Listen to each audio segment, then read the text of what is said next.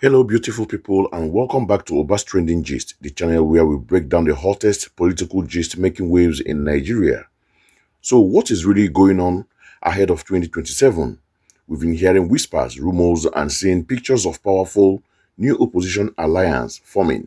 Names like Atiku Abubakar of the PDP and Peter Obi of the Labour Party are being mentioned in the same breath again. The big question on everyone's mind has been, will Peter Obi agree to be Atiku's running mate to form a super ticket to challenge the APC?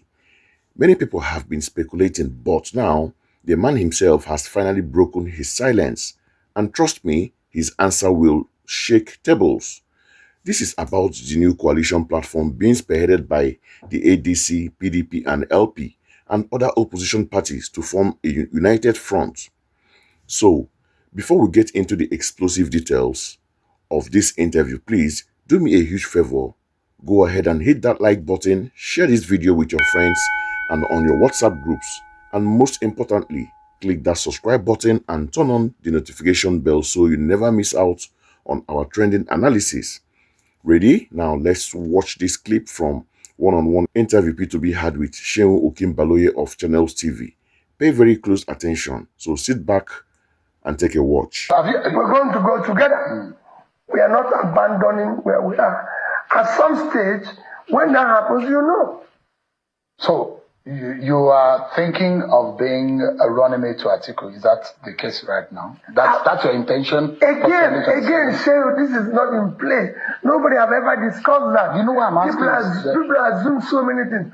Nobody have ever discussed with me whether I'm going to be A or B or C. Shehu, I'm going to contest for the President of the Federal Republic of Nigeria. And I believe I'm qualified for it. You know the reason why I'm asking this? The coalition has been touted as Atiku-led coalition. And there are those who think that organization of coming together, that marriage is for an Atiku platform to run. People just assume anything in this country. And I don't believe in assumption. I don't live with it. I'm part of a coalition which will be able to produce a competent president with the capacity, compassion to save this country. And you look at the assemblage in that room. Some have described them as geriatrics who are old and done politically, who have been former this, former that. And this is Peter Obi, and your reputation, you know what your reputation is with the Nigerian people. There are those who think that Peter Obi stands for a ray of hope, a beacon of hope for a lot of young Nigerians. And your association with some of those who have been described as spent, former this, former that. You don't think that there's a problem, that it's a contradiction? Shehu, when a leader comes into the scene, you lead everybody. Your job is to change. You change the old, you change the young. You don't just say, oh, my job as a leader is to change those who are not even, and if you look at it, it's about everywhere in the world. Those who brought out change everybody.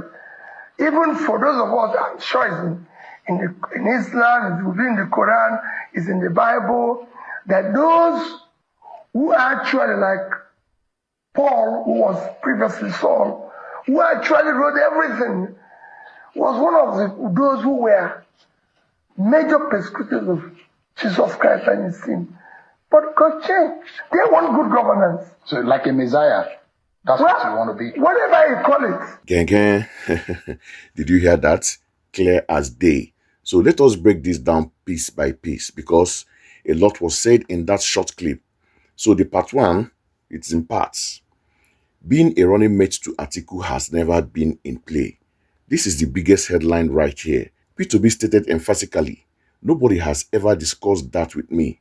He completely shut down the widespread rumor that he was in talks to become Atiku's vice presidential candidate. This is a massive statement of intent. It tells us that P2B sees himself as a principal, a main contender, not a number two. He's drawing his line in the sand very early. He is essentially telling the new coalition If you want to work with me and the Obidient movement, you must recognize me as a presidential contender. This completely changes the power dynamics of their negotiations.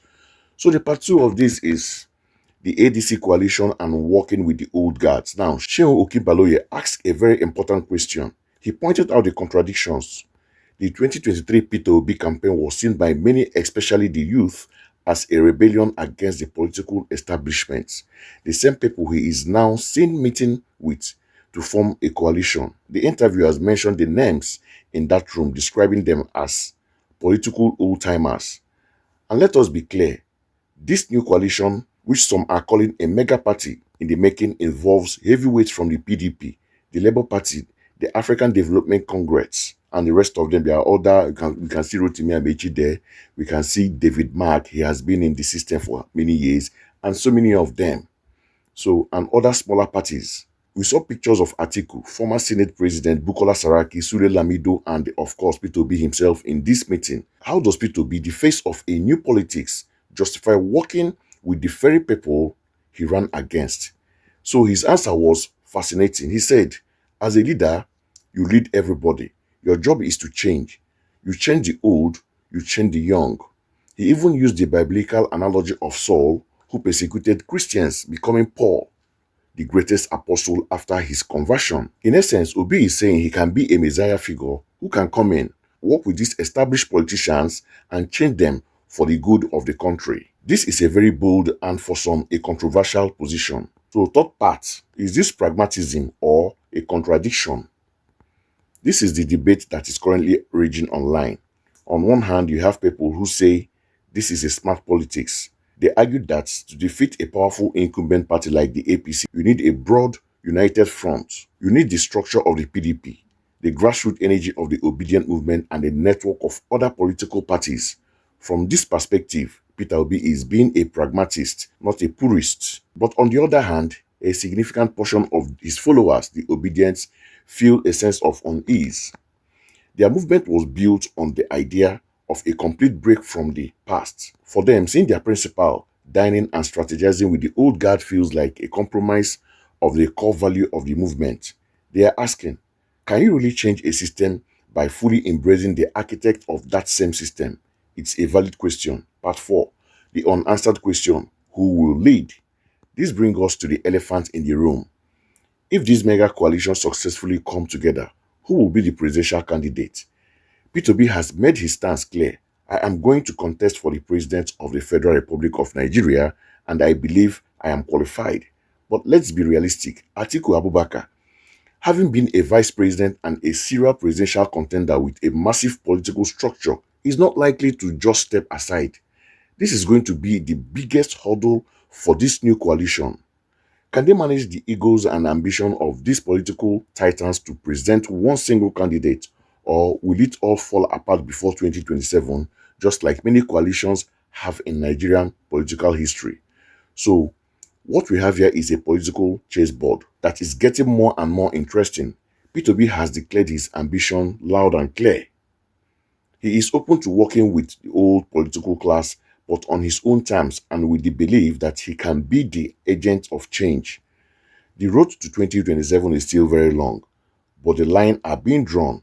This new ADC-led coalition platform is one to watch very closely. But I want to hear from you. What do you guys think about Peter Obi's statement? Do you see his move to work with Atiku and others as smart, pragmatic politics, or do you think it's a betrayal of the Obedient movement's ideals?